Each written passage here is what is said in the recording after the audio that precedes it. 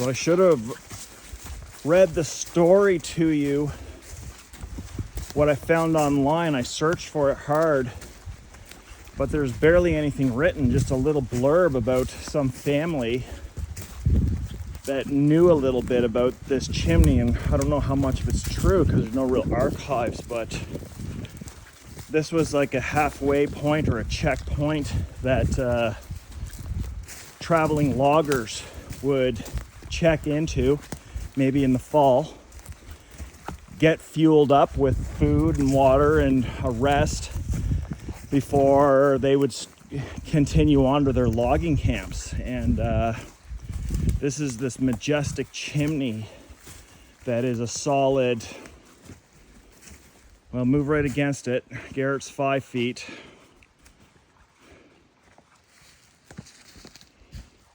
And it's tall, 1, 2, yeah, so it's 1, 2, 3, 4, 5, 6, 7, 8.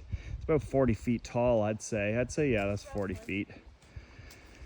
And you can see the roof line there at about the 25-foot high line, that little V.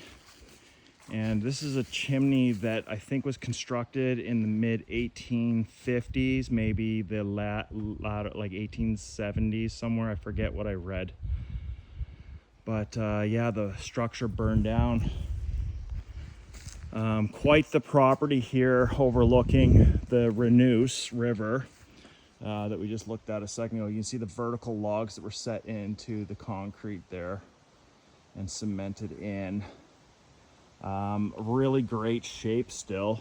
I mean, if this was in an old house, I'm sure some person with some skills with masonry could touch this all up and it'd be ready to go again. There's no date on this, although there's been people. Aiden was here. Aiden and Dalton. Yeah. I know. Yeah, so that's graffiti on a historical site. If this was in New England or anywhere populous, this would be a popular destination. This is just in the middle of the woods of New Brunswick, where you can tell that the craftsmanship, like, we don't make anything to last these days like this. Like, whoever built this, he must have been like, what do you call those guys at Machu Picchu? Aztecs? Machu Picchu. And you'll figure that out someday. But yeah, okay, that's what you were talking about. And then somebody came afterwards to build a little lean-to hut here, and that kind of fell in. That didn't last. So yeah, the chimney is a really cool place to come to, because you can just see this amazing property with these trees that look to be about 35, 40 years old. So it took a really long time for the forest to reestablish itself here.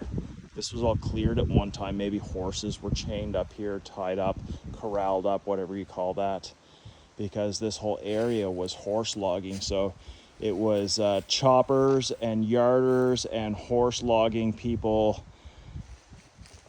coming into the woods to harvest timber and saw logs. That was the entire industry of New Brunswick, and they would dam these rivers up and float the logs down in the spring freshets to waiting ships that would ship all that timber overseas to Europe and other places that demanded timber. And yeah, all that's left is this chimney in the middle of nowhere. Like, nobody knows where we are right now, although I told people where we were going. But right now, nobody knows where we are. You can't even see this from the air if you're in a helicopter.